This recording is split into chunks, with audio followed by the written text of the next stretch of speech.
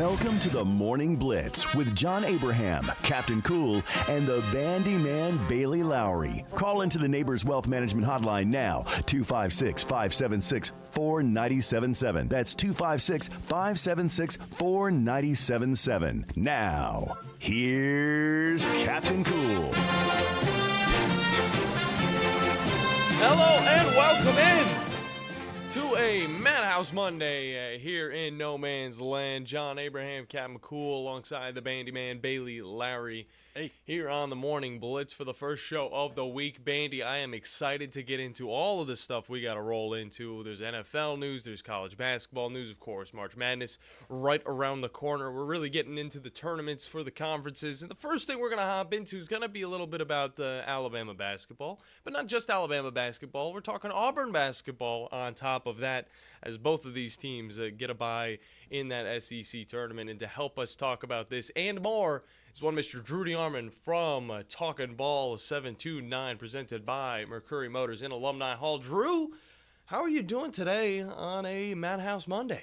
I'm doing well, guys. It's always great to be with you. It was an interesting Saturday in Tuscaloosa, that's for sure. Yep. Alabama fought uphill all game long and, didn't lead till the overtime. And found a way to win it 92-88 to secure the bye to Friday, which is huge because I still don't know if they'll be whole because Riley Griffin did not play. Wasn't surprised by that on Saturday, and he may not be available by Friday. They may have to hold him out until the NCAA tournament because calf injuries are a little bit tight. They're different, but they did get Latrell Wrightsell back to his old self. He had only played a few minutes in the loss to Florida on the road, but he came back with a vengeance, gave him 39 minutes.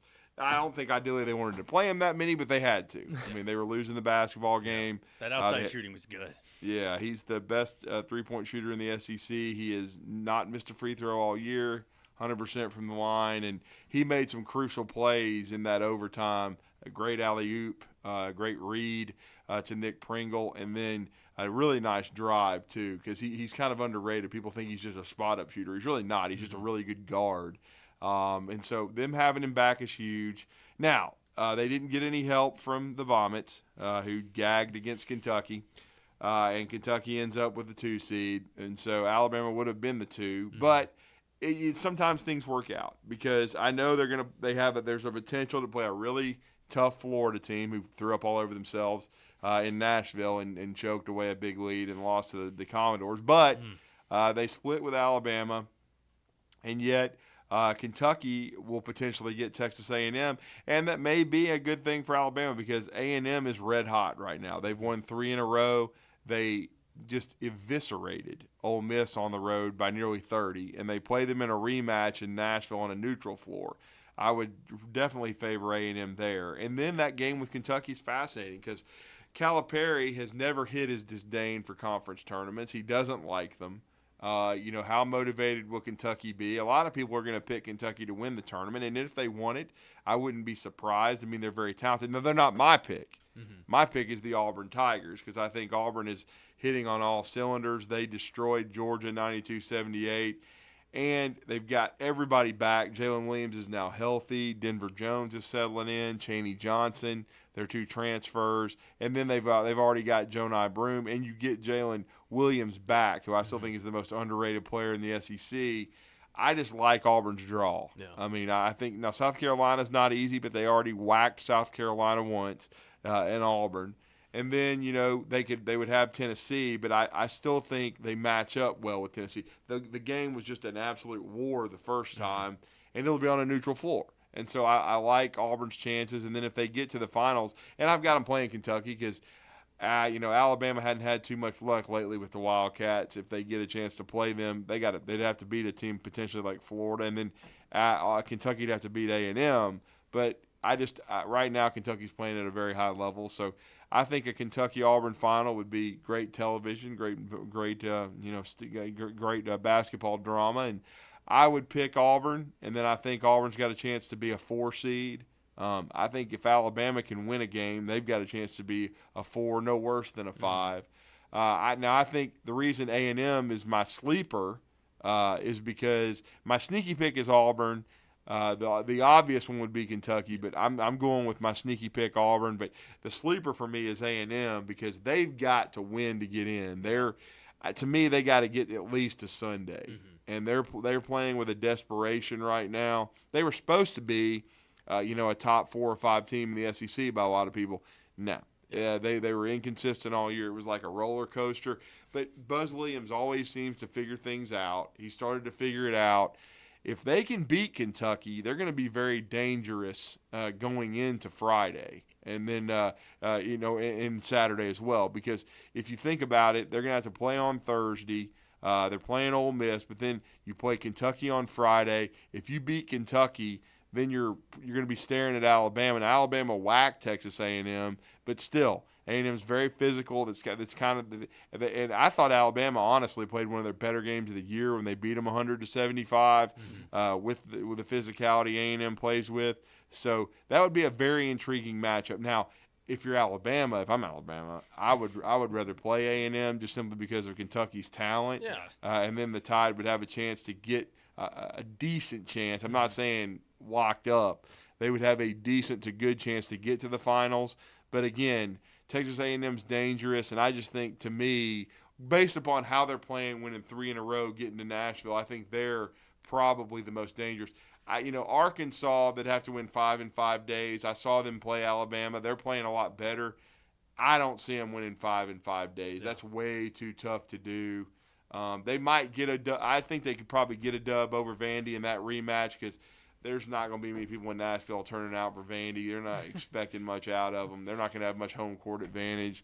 And then, again, Arkansas, they would have to, they would have a very tough draw, though, going, as a 12 seed. Yeah. And so I just don't see them putting 5 games together. But they're going to be dangerous, though, because they're long, they're athletic, and if they're interested. Yeah. I mean, I'll give Ernest T. Bass, a.k.a. Eric Melson, a lot of credit. They've played hard. They could have given up. They were very, very disappointing. That game with South Carolina would be very interesting because Carolina's very physical. I would still favor the Gamecocks in the game. I just don't see Arkansas being able to consistently put it together. But who knows? You never know. The Arkansas could pull the upset, and then you're playing Auburn, and I think Auburn would end it then for the Hogs.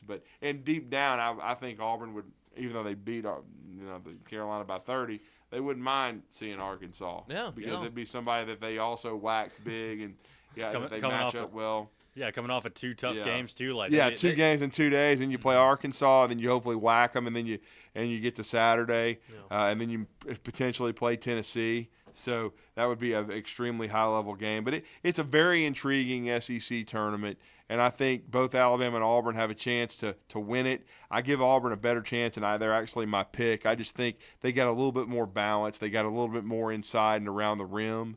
And you got to also understand, in the SEC, everybody knows everybody. You've just got through playing 18 games, so you ain't reinventing the wheel. Yeah. It's easier really almost to make runs in the NCAA tournament because you got short preparation time. You've only watched them on film. You haven't played against them live. So hell, you can get out there if you get the right draw and you can make a run. Yeah. In the SEC, everybody knows you, and it's very tough to do. So in some ways, it's more difficult to make a run to win an SEC tournament than it is to get to a Sweet 16. Yeah. I kind of want to extend this, to the national tournament with March Madness, because just kind of as this college basketball season has gone on, I'm kind of hearing less and less kind of like blue-collar names or like more national names. Like, what has Gonzaga been doing this year? But a lot of the hype has been around the SEC, so is this kind of hype for a lot of these teams to really have a major performance in the SEC tournament also extend to having that like another stellar kind of breakout SEC showcase during March Madness? Well, potentially, but it's a matchup game. You could have 4 or 5 teams from the SEC get to the second weekend, or you could have 1 or 2, depending on who they play and how they play, how healthy you are. Alabama certainly is going to need Ryland Griffin and Wrightsell healthy if they want to make a run because they don't have a ton of rim protection. I think Kentucky is so talented that they should be in the second weekend. I think Tennessee's has been the best team. Now, I haven't picked them to win the SEC tournament because of their draw, but if they beat Auburn, because I think Tennessee's going to get to Saturday, but if they beat Auburn, of course Tennessee can win the SEC tournament, and they have a lot to play for because if they win the SEC tournament, they're a 1 seed, and so I think Tennessee can make a deep run because they've got Dalton Connect, they've got a bunch of old dudes that have played a lot of basketball, like Vescovy, like Josiah Jordan James. Dew is a really physical guy. They got a chance to make a run, no doubt about it. I think Alabama, with the right draw, could get to the second weekend. I definitely think Auburn can because they have balance. Now they need to continue to have good guard play because their guard play was spotty. And then the last month, though, it's gotten a lot better. And it's kind of like how you're playing now. Yeah. And so Florida is also a team that, but again, I thought they had turned the corner, then they lay the turd against Vanderbilt. So you don't really know. You're just like, wow, that was bad. And then South Carolina has been the Cinderella story, but sometimes teams run out of gas. Are they going to run out of gas, or can they get the right draw to make a run in March? I think the top 6 all have that chance depending on their draw. Now, I'm not sure they'll get a 7th because, like I said, A&M's got to make a run. Mississippi State definitely, to me, needs multiple wins. There's some saying they just need 1. Hell, I think they need at least 2. And they have not played that well. That was a disastrous loss in the hump in overtime to South Carolina. They needed to get that win. And now, they are going to have to get, I'd say 2. I mean, they've definitely got to beat LSU. And here's the ironic part. Everybody's talking about, well, if they could just win. LSU's the 8. Mississippi State's the 9. And so it's not easy. It's not going to be easy. And LSU definitely has to win the tournament. Yeah. So they're not even seated ahead of LSU. They might not even beat LSU. It wouldn't even shock me if they lost that game. Yeah. They'll probably win it. I'll pick them to win it. But then after that, you get Dalton Connect in Tennessee. And see, here's the thing. I know earlier this year they beat Tennessee. So Tennessee's not going to forget that. And I think Tennessee's going to take it out on them and bash them upside the head. And then you're just going to be praying, if you're Mississippi State, did we do enough to get in the first 4? Because I think that's their only way to make it is to be in Dayton, Ohio. I was going to say, it's a little bit of a side note, but that did make me sad over the weekend on Saturday because, Missouri was ahead of LSU by 6 going into halftime. I'm like, could this be it where they finally get their only SEC win in the final game of the year? No. I agree. Definitely not. Get outscored by 10 in the second half. That'll do it to you. It's just been a bad season for Missouri. We'll talk about them here in a little bit in the next segment, but definitely is a challenging slate for a lot of these teams going into the SEC tournament. Like Drew said, honestly, this is a little bit more difficult than an NCAA tournament because you're going up against guys that you've played plenty of times during the season. There's a lot of overthinking. There's a lot of challenges with the players that you're going up against. You already know what you're going to expect, and sometimes coaches might overthink themselves into a rut. And that's honestly what I think is going to happen when it comes to South Carolina. They're going to go up against, I think, Arkansas, and then they're going to maybe get past Arkansas, play up against Auburn, and that's when they're really going to show their colors, and Auburn's going to find a way to just, I would say, swallow them up and move on to that Tennessee matchup, which is a little bit more intriguing in my opinion. But Drew, before we get you out of here, any last things you want to throw at us on this Monday before we get this week started? Well, all I can say is if you're a basketball fan, and it wouldn't be complete chalk because Mississippi State has to beat, in theory, number 8 seed LSU, but if I can't wait for Friday. That'll be when I go down. I'd like to see all 4 of these games. If you end up getting a noon Tennessee, Mississippi State, and then 30 minutes after the conclusion of that, you get Auburn, South Carolina, and then Kentucky, Texas A&M. To start off the evening session. And then the last game of the night is Alabama, Florida. If you're a basketball fan, that's must-see stuff live from Nashville, and we look forward to being there. No doubt about that. That's a full day for you right there. Just explore Nashville and watch basketball. Yeah. It sounds like a great I'm Saturday. not exploring crap. I'm going to be sitting himself down. I'm going to be sitting on press row. I don't give a rat's ass about going to some restaurant or whatever. I'm there to watch some hoop, man. Oh yeah, no doubt about that. We already had our fun in Nashville during SEC Media Days. Yeah, I had a great steak. We got to hop into a break. When we come back. He had chicken.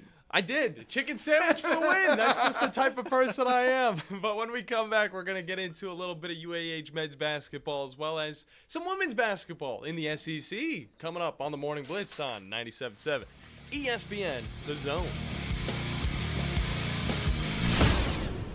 The state's largest orthopedic group is growing to meet the needs of the patients in our community. The Orthopedic Center has long been the most trusted name in orthopedics in North Alabama. So as our area continues on the fast track, so does the need for premier orthopedic care anywhere and anytime you need it. TOC is proud to announce the opening of our new locations in Albertville and Hampton Cove, along with the grand opening of our newest office in Decatur. These clinics will offer the same high-quality orthopedic care you have come to associate with TOC, with the convenience of being closer to home. As a patient, your time is your most precious asset, and we recognize that at TOC. That's why we are also proud to announce the opening of our urgent ortho clinics to handle those bumps and bruises that need prompt attention. These clinics are available to care for acute orthopedic injuries with no appointment necessary. With 38 physicians, 20 centers of excellence, and now more than a dozen locations to serve you, TOC will continue to be the name you turn to for the best orthopedic care at the right time. Visit our website at visittoc.com for more information. TOC, helping you live a better life. The best place to get 50s diner-style homemade delectables is Bubby's Diner. Located at 8412 Whitesburg Drive Southeast, try their all-new expanded breakfast menu with homemade waffles, omelets, and shrimp and grits. With 3 generations of experience, Chris Bubby Belcher has the best burgers in town. Don't forget to leave without a homemade pie or a hand-spun milkshake. Give Bubby's a call today at 256-513-8080. Bubby's Diner, home of the donut burger. Tom Luganbill here for my friends at Woody Anderson Ford. Bobby White and his team take great pride in their service department, and you can see it the moment you walk into those beautiful new service lanes. And just like a championship team, they all work together to make sure your experience is second to none, whether you drive a Ford or not. Also, check out the gold certified pre-owned inventory at Woody Anderson Ford for great deals every day. Stop by and see them at Jordan and Sparkman or at Woody Anderson of Madison on Hughes Road, or visit WoodyAndersonFord.com. Progressive asks, what do a slow Friday night, bored teenage boys, I'm bored, a pack of fireworks, this is gonna be awesome, and a teetering branch suspended over your car have in common? Look out!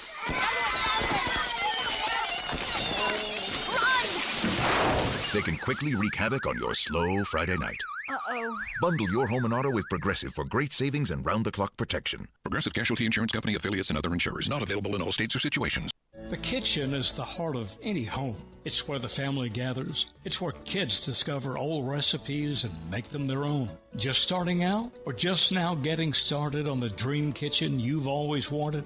I'm Chris Haygood, and from all of us here at Bob Wallace Appliance to the home builders and the homeowners of the Huntsville area, a heartfelt thank you for buying local. We're in Huntsville, Florence, and Coleman, and online at bobwallaceappliance.com. From the Fox 54 Weather Center, I'm Chief Meteorologist Jordan Dressman. Another chilly night across North Alabama, southern Middle Tennessee. Maybe you're going to find that you want to run the heater. Temperatures dropping into the mid and upper 30s. A mostly sunny sky for your Tuesday, though. Going to be a beautiful day. Temperatures climbing into the mid and upper 60s. We are getting so close to 70 degrees. We're dropping into the mid 40s through the overnight early Wednesday morning. Going to be a warm start to the day on Wednesday. A partly sunny sky Wednesday afternoon. Temperatures climbing into the lower 70s. We're looking at temperatures in the mid and upper 70s as we head into Thursday afternoon. I'm Chief Meteorologist Jordan Dressman on your home for ESPN Radio, 97.7 ESPN The Zone. Our steady diet consists of food and football, and occasionally some baseball and hoops. Did you eat a lot of paint chips when you were a kid? 97.7 ESPN The Zone.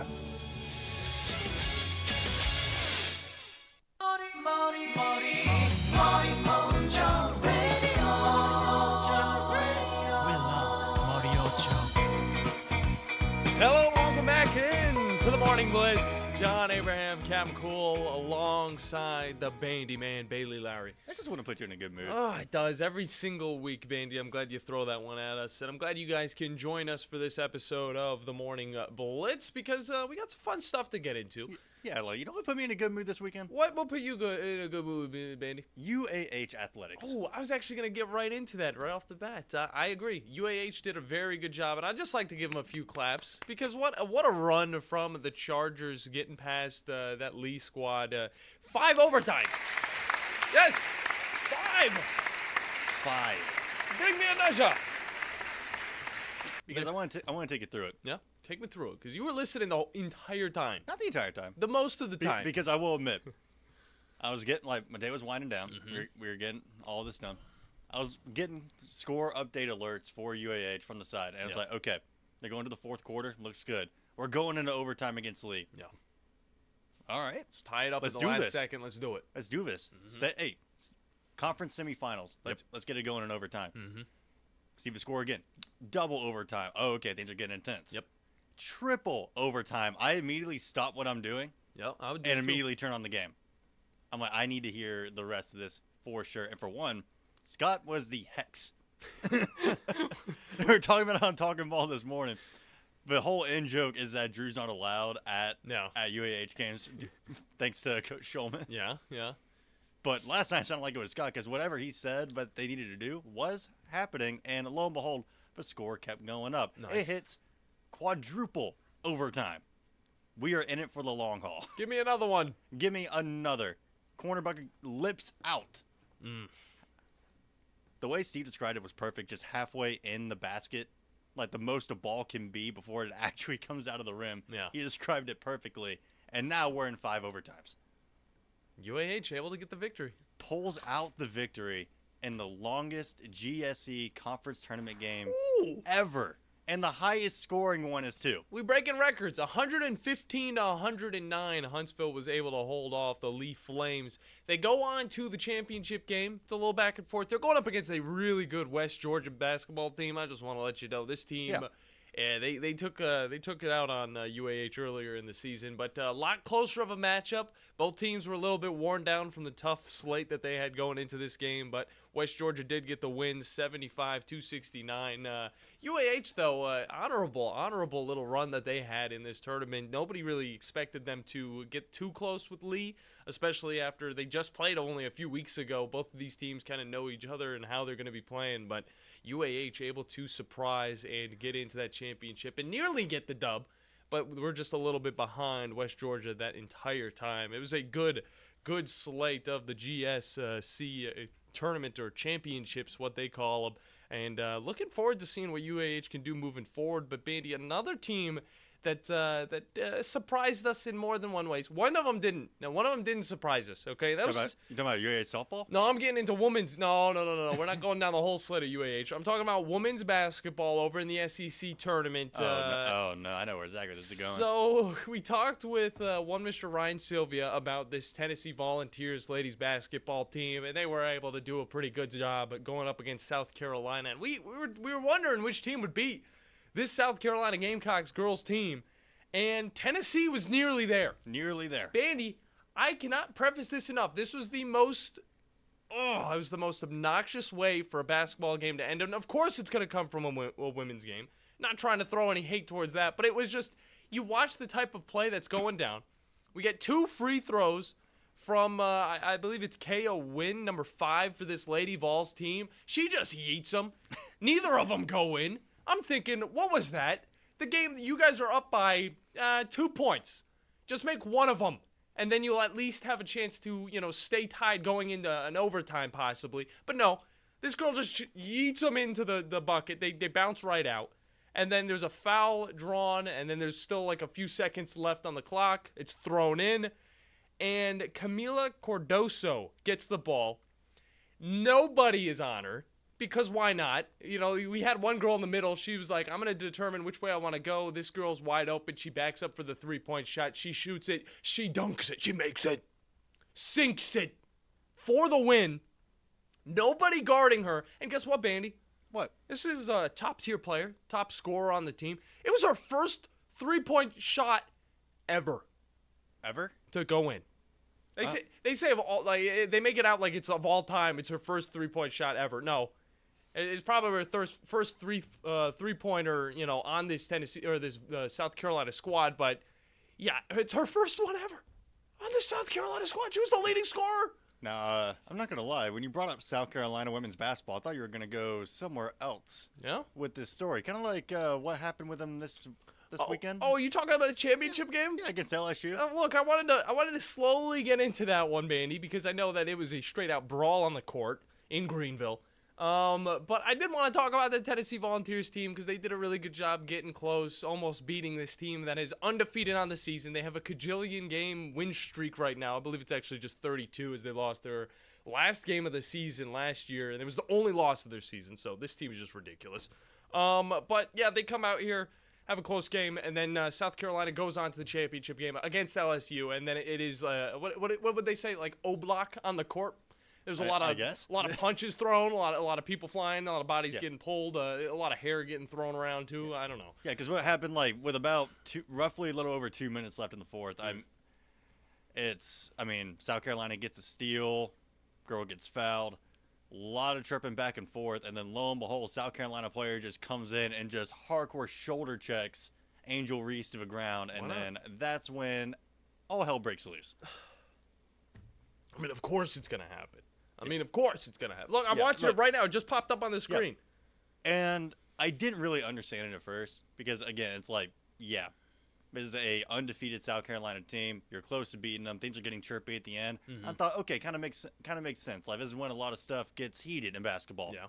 I didn't realize this South Carolina team has beaten LSU 16 times in a row. Oh, my gosh.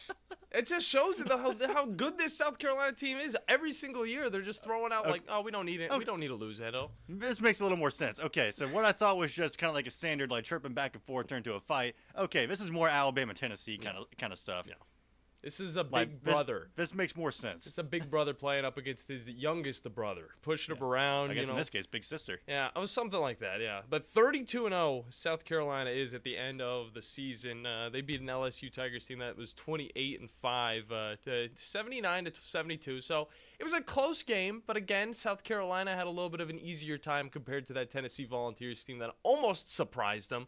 But then again, you see this team doing very well, and we got to feel happy for them. But we're not going to give them the applause. They did a great job, but it's not an Alabama team. It's not Auburn. We're not going to give them the love for that. But if you haven't heard, this is the last thing I want to hop into before we get out of here. Mizzou also came in last. We all know that, Mizzou's had a rough time. We talking about men's basketball now? Oh, don't worry. We're talking about both of them. Both. So no. I never saw what happened on the girls' side. I know. That's side. the thing. We haven't really looked at the girls' side of this team. But Mizzou's men's team obviously didn't do too well. Their girls' team also lost a majority of their games, got last place. So that's tough, but it's not something too new. The only two teams that they did win against were Georgia, which is another one of the worst teams, and a Vanderbilt team, which is middle tier, not doing too well. So you kind of look at it like, okay, good job. They only won two of them, all right? The men's basketball team didn't get one, all right? They were so close last night. After Dennis Gates, took over this team and was able to take them to the round of 32 last year, he goes and drops an egg in the SEC, loses every single one of them.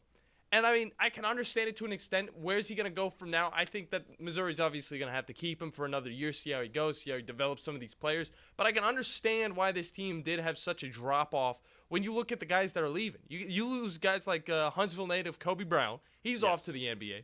You lose Demoy Hodge, who's also off to the NBA. In a plethora of seniors. You got a young team. You're going to build up on this team. They had a little bit of hope at the end of the season, but still no dice. They haven't won one game in the SEC. Still terrible, and they get to go up against who are they playing up in the first round? Is it Georgia? Two terrible teams playing up against each other. Yeah, no, I thought I was holding out hope they would scrape one win against somebody, again, one of those Georgia teams, like a Vanderbilt team or like an Ernest T. Bass team. Mm-hmm. Guys, got me saying it.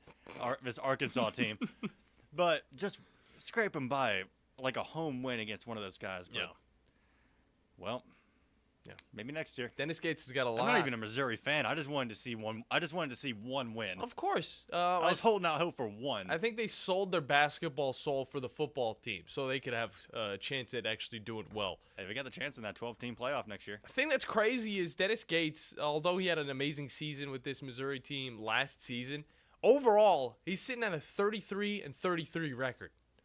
So how far is that going to get you? I would say at least one more season until something has to change, whether, it's get a new organization started or, just kind of get a new coach altogether. Hey, speaking of that, there's no news about whether or not Stackhouse is going to be staying at Vanderbilt. Yeah. I wouldn't blame him for getting rid of him as well, just because, the way that they've been as of late. It does not look like the Vanderbilt basketball team that we grew up with. I feel like that's the general fan sentiment around it is that Stackhouse's time is done, but I mean, no word from the front office, no rumors about anyone leaving or coming to Vandy. No. I mean, No. just kind of up in the air right now. Well, the NFL's a little bit more vocal about who's leaving and who's coming, so that's what we'll hop into in the next segment when we get back on. You guys will be able to join in on the conversation. 256-5764 97.7 is the number to get in on the Morning Blitz here on 97.7 ESPN, The Zone.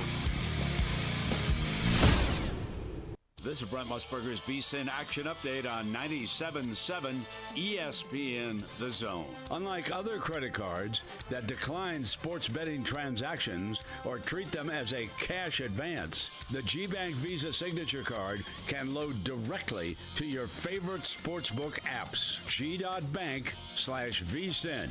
March Madness in full swing. A couple of championship games tonight in the Sun Belt. It's James Madison against Arkansas State. James Madison by 6.5. Arkansas State plus 220 on the money line. Southern Conference Final. Stanford by 10.5 against East Tennessee State. They're at plus 450 on the money line. Purdue now the favorite to win the national title, plus 850. Houston plus 900. Connecticut plus 1,000. Tennessee at plus 1,400. Arizona plus 1,600. All the major conference tournaments get underway this week. League leading Celtics are the plus 225 betting favorite to win the NBA title this year, while the defending champion Nuggets are at plus 400.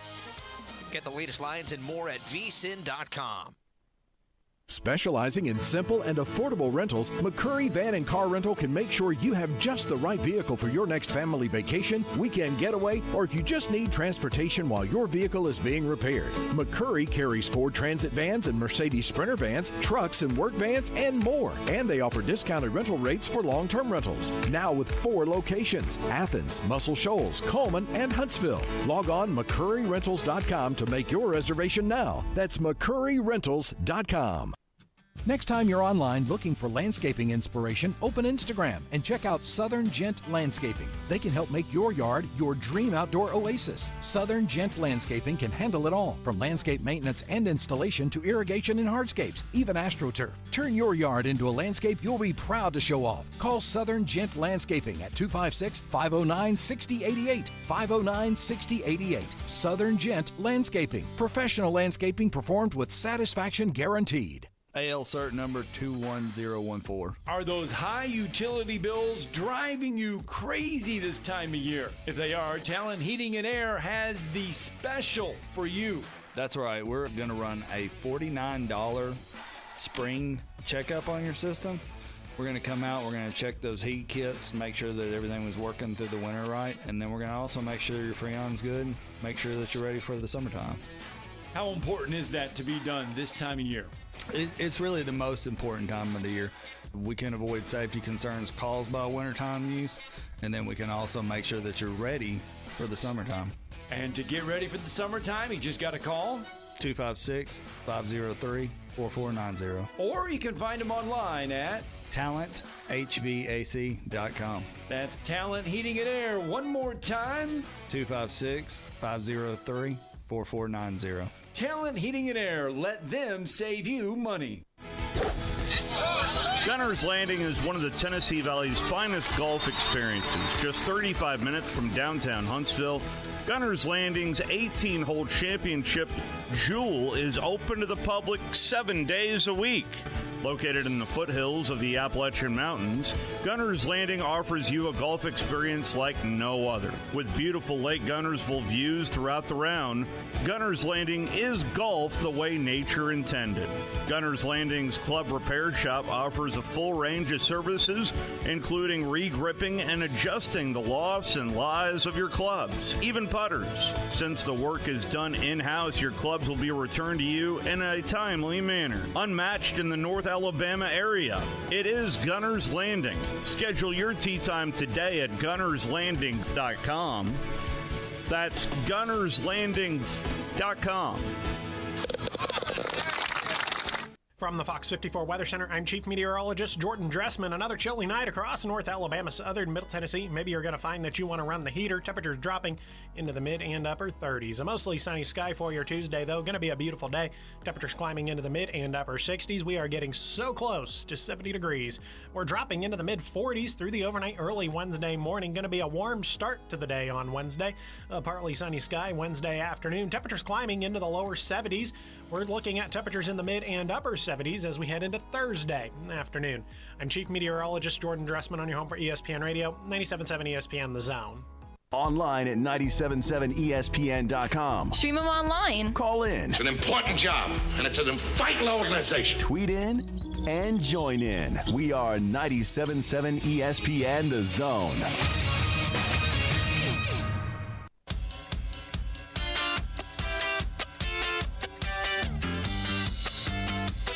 Andy, I got a question for you. What's up? Did you know the Oscars was last night? I did, actually. Did you really? I watched a little bit of it. Was it like the second or third Oscars of the year? Like, because I thought it was just the other day. It's the first Oscar of the year. You're probably thinking of Golden Globes. No. Those things, I mean, I feel like it's just every other day. I mean, we give one of those things. I don't know. Wasn't bad. Boy and the Heron got Best Animated Film, though. So Yeah, Studio that was Ghibli. good. A lot of Spider-Verse fans and not happy about it, but hey, D. Sharon. No. I will say, Jimmy Kimmel, terrible host. Yeah. Fire him. I didn't Get him watch off the any of it. stage. I didn't watch any of it, Bandy. I just wanted to know if you didn't. Muted it every time he was on screen. Oh, I'm so sorry. I'm so sorry you had a bad time with the Oscars. Yeah, because the dude sucks. Yeah. Well, we could have got He Chris. sucks. We could have got Chris Rock again. Do you know that happened in 2022? Yeah, that happened last. Wow. Can you believe that? I thought it happened before COVID, if we're being honest. All right. Yeah, I saw John Cena walk naked across stage. So I that did was see that was a thing. I did see that. Man is yoked. Of course he Very is. very top heavy. I will admit. Well, you don't need to work out the legs. This is just a little hack, guys. If you want to get jacked for the women out there, just work the upper half. If you're gonna go against that, though, call in. Tell me what type of leg workouts you do. Either way, we got some fun NFL stuff to hop into. You guys will be able to join in the conversation. But before we do any of that, we'd like to remind you that this show is presented by the wonderful people over at Fleming Roofing and Restoration. The guys you need to talk to about all of your roofing needs. If you're having any roofing problems, make sure you look them up online at FlemingHSV.com to fill out your free quote today. And remember that Fleming always shows up. Bandy, we got some trades that happened over the weekend. Hey, we got some trades that happened, 20 minutes ago. Yeah, there's a lot of stuff going down. A lot of it doesn't really go into play until Wednesday. But I will say, by the way, Wednesday is the official start of the new season. But, Bandy, which one do you want to hop into first? I think I know which one you're going to go to, but I'm going to quickly deny it as soon as you say it, so go ahead. Well, I mean, do we want to talk about the one that happened during our show?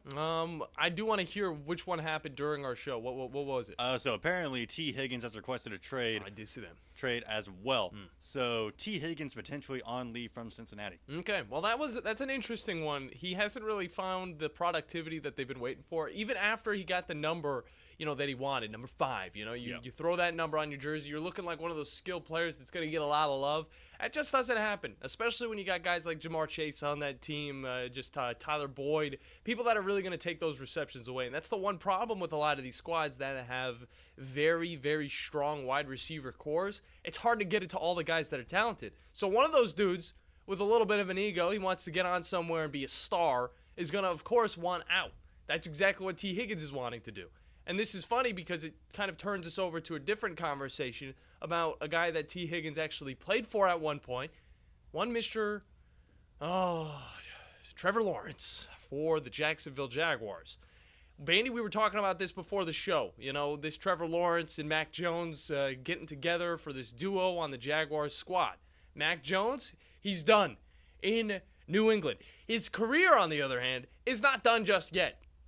Of course, he was on his rookie contract. He moves on from the Patriots. Now the Jaguars have to pay the rest of this. There is a possibility that they could pick up his 5th option, his 5th year possibly. I don't know how much money is going to be thrown his way for that. But he is set up for, I would say, some new life in his career.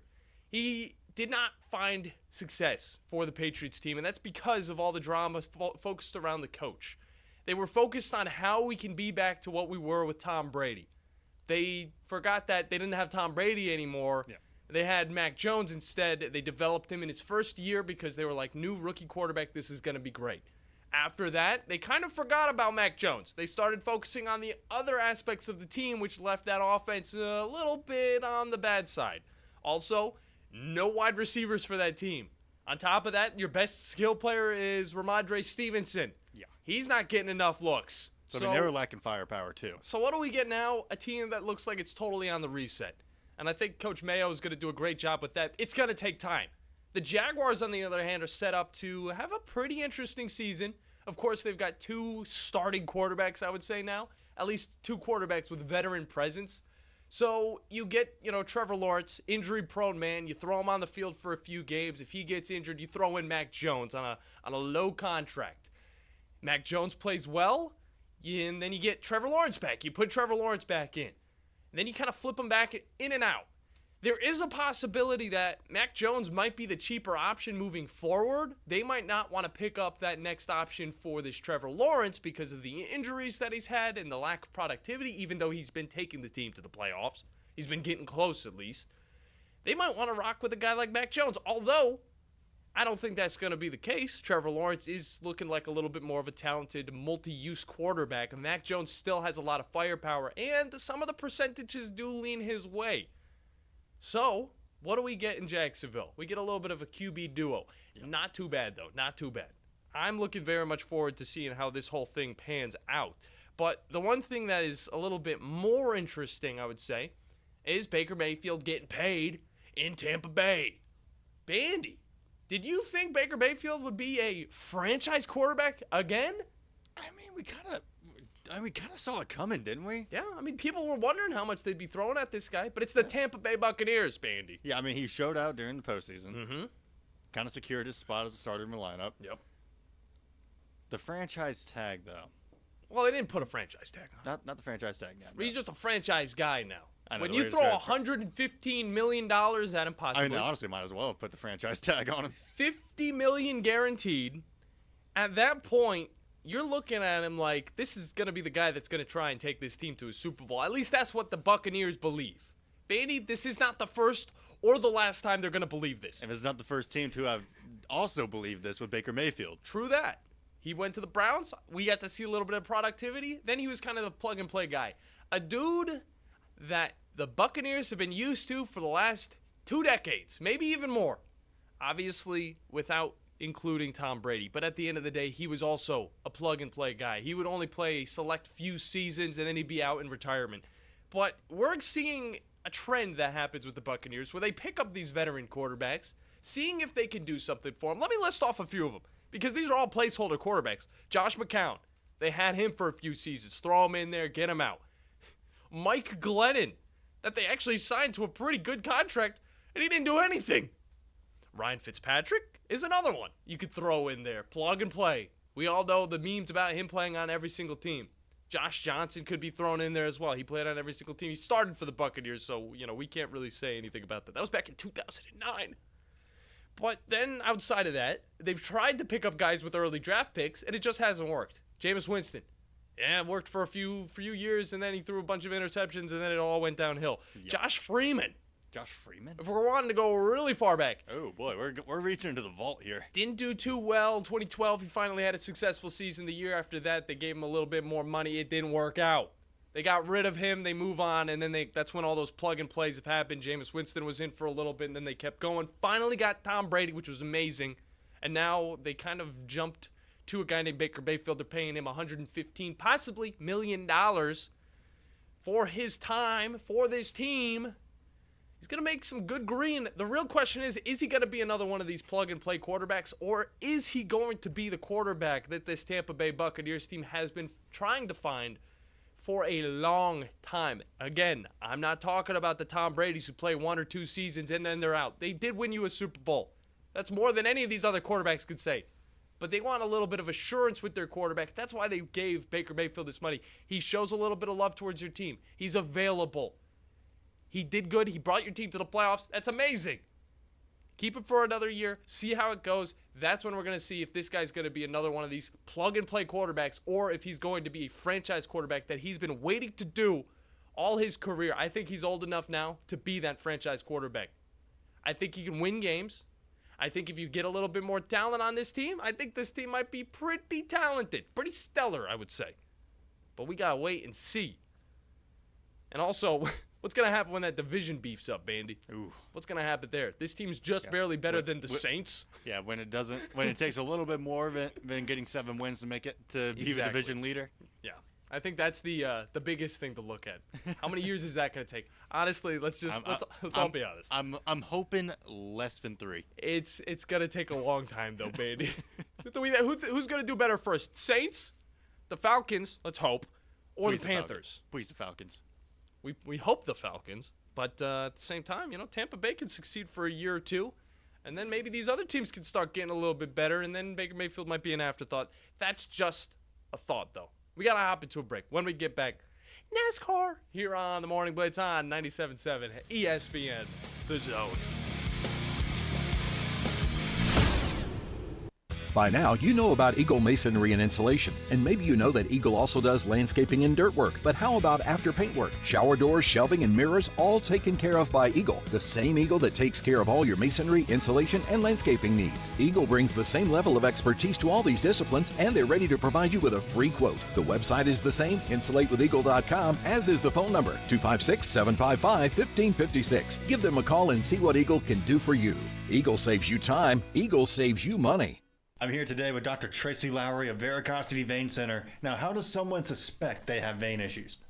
The most common symptoms associated with vein issues include leg heaviness, aching, and swelling, with some patients having visible veins as well. Vein issues can be easily diagnosed using ultrasound, with treatments performed as an outpatient using the latest minimally invasive techniques. Diagnosis and treatment is covered by most insurances. Both men and women have vein issues, though men may be more likely to ignore their symptoms when they're playing golf or walking the stadium steps. They too will benefit from correction of their vein problem. Patients can contact our clinics in Huntsville and new clinics in Madison and Coleman at 256-715-7151 or visit us at veracityweincenter.com. Veracity Vein Center, Alabama's premier vein center. Did you know that Valley Equipment Rental also specializes in day and weekend rentals to homeowners? The weekend rentals is by far the best deal that they offer. If you pick up after 2 on a Friday or anytime Saturday morning, it's not due in until Monday morning before 8 a.m. for a one-day charge. For a small fee, Valley can even haul anything they carry. Valley has extremely experienced and knowledgeable staff that can help you decide what size machine you need or what type of machine you need to get your job done like a pro. They have all the big items that the contractors need for their jobs, but they also carry the small tools that can help you with your DIY project. More importantly, Valley is locally owned and operated, which means when you have an issue, you can get someone on it right away, right here in the Valley. Heck, ask for Ross Roberts, the owner, if you like. Try calling one of the big box national outlets and ask for the owner. That's if you could even get through the automation. Buy local. Buy Valley Equipment Rental. Valley Equipment Rental has 2 locations, one on the North and South Parkway. Learn more at valleyequipmentrents.com. Isn't the story of the prodigal son an amazing story? Basically, a rowdy boy who literally wished his father dead ran away and consumed his wealth with hard and fast living. Yet the father looked for his return every day, and when the boy got tired of eating pig slop, he decided to return. What did the father do? As soon as he saw that boy, he ran to him, threw his arms around him, and killed the fatted calf for a great celebration. Hey, I'm John Dees, pastor of the Cross Point Church. If you're looking for a church home, come see us, smack dab across the street from the YMCA in Madison. From the Fox 54 Weather Center, I'm Chief Meteorologist Jordan Dressman. Another chilly night across North Alabama, southern Middle Tennessee. Maybe you're going to find that you want to run the heater. Temperatures dropping into the mid and upper 30s. A mostly sunny sky for your Tuesday, though. Going to be a beautiful day. Temperatures climbing into the mid and upper 60s. We are getting so close to 70 degrees. We're dropping into the mid 40s through the overnight early Wednesday morning. Going to be a warm start to the day on Wednesday. A partly sunny sky Wednesday afternoon. Temperatures climbing into the lower 70s. We're looking at temperatures in the mid and upper 70s as we head into Thursday afternoon. I'm Chief Meteorologist Jordan Dressman on your home for ESPN Radio, 97.7 ESPN The Zone. The best in local sports talk from the 256. We are local. When you're number one, you don't have to worry. We are award-winning. Thank you for listening. 97.7 ESPN The Zone. You'll be set for life.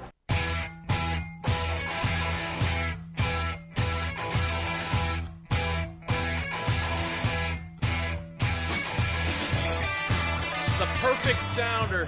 Come back to some NASCAR talk, as well as Bandy. I forgot to bring this up, man. Daylight savings is back. Yeah. Something or other. It's bad. We lost an hour, dude. When's it? I thought there was like a time whenever we were just gonna stay with daylight savings or just stay without it. When is that gonna come into play? Look that up for me or something. Who knows? Like that. I mean, I just get the notification on my phone, or like, hey, my parents will tell me like, hey, daylight savings is tomorrow. I'm like, oh, neat. John found it out. I had no idea. He found it out in the weird way. He got done streaming and he went into the bathroom, all that stuff. It was 1 o'clock in the morning. Okay, my gosh. he stays up late. He didn't have work the next day, and then fair. by the time he left the bathroom, it was already 3, and he was like, "What happened? Was I in there for an hour and a half?" Like it was insane. And then he was like, "Oh no, it was just the time change." It screwed everybody up. But the thing is, I prefer this. Okay, a little bit later days, I like that. I can stay up, stay energized.